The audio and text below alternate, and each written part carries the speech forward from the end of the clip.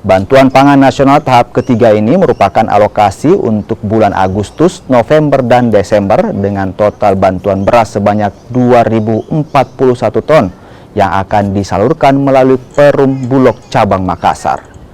Saat ini stok beras yang tersedia di gudang Bulog sebanyak 21.000 ton dan dianggap cukup untuk penyaluran bantuan beras selama periode tahap ketiga mendatang. Kepala Perum Bulog Cabang Makassar bilang 2.041 ton beras ini akan disalurkan setiap bulannya pada bulan genap ke masyarakat yang membutuhkan.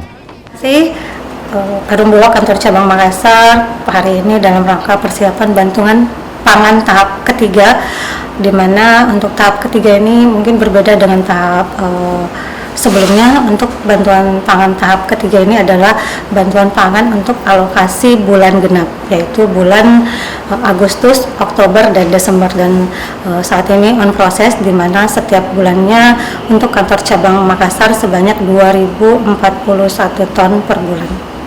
Jadi kalau untuk kesiapan nanti seperti apa?